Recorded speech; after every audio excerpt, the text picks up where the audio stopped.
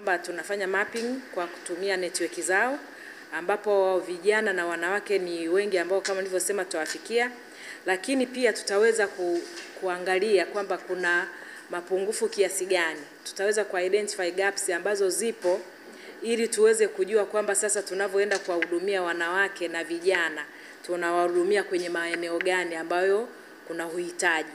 Kwa hiyo sisi tutaweza kuhakikisha kwamba wanawake na vijana ambao wako kwenye mnyororo mzima wa sekta ya kilimo, uvuvi na ufugaji tunawafikia kwa urahisi. Na sisi kama nilivyotangulia kusema kwamba tunaamini kabisa, kwa sababu tunajua kabisa sekta ya kilimo na uvuvi na ufugaji ni sekta ambayo wengi wanaiona kwamba hii ni sekta ambayo ni more risky, lakini sisi kama Benki ya Maendeleo ya Kilimo hilo ndio jukumu letu, ambapo hawa wanawake na vijana watanufaika kwanza wao wenyewe na familia zao, kwa sababu tutakuwa tunakuza biashara. Tunalenga kukuza biashara, kuwatoa pale ambapo wapo na kuwapeleka kwenye stage nyingine. Lakini pia hata kwa taifa, kwamba tunaamini kabisa kwamba tutakuza hata uchumi kwa taifa kwa ujumla. Kwa hiyo labda kwa ufupi kabisa, haya makubaliano ambayo tutafanya sisi tunaamini kabisa yatatutoa hapa tulipo na tutafika kwenye level nyingine kwenye sekta ya kilimo, uvuvi na ufugaji. Chama kikuu cha kuwezesha wanawake nchini Tanzania ambacho kilianzishwa miaka 20 iliyopita, na kazi yetu kubwa kama taasisi ni kuwezesha wanawake na vijana katika sekta zote.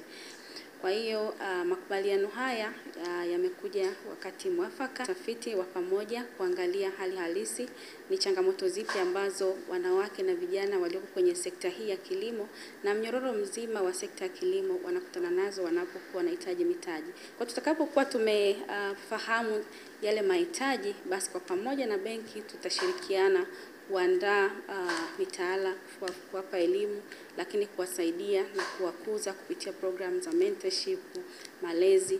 TWCC na network kubwa ya wanawake wajasiriamali zaidi ya 20,000 nchi nzima, lakini pia inafanya kazi na wanawake hata ambao sio wanachama. Kwa hiyo tunategemea kwamba kupitia network ambao tunao kwenye ngazi za mikoa, ngazi za wilaya, ngazi za kata, ngazi ya vijiji, kwenye mipaka na maeneo mengine, tutaweza kutambua wanawake ambao kwa sasa tutaanza na wale 800 ambao wametajwa kwenye MOU hii, na ambao tutaenda kuwawezesha na kuhakikisha kwamba wanaweza kuwa wa mfano. Lakini kikubwa tunatambua kwamba serikali imekuwa ikiboresha zaidi uwezeshaji kwenye sekta ya kilimo.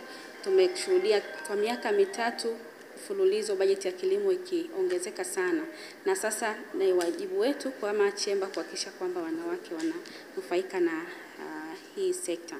Na kama ambavyo amezungumzia ni kwamba makubaliano haya ni hatua muhimu ya kuelekea kuondoa vikwazo vinavyowakabili wanawake kwenye biashara za kilimo na vijana pia.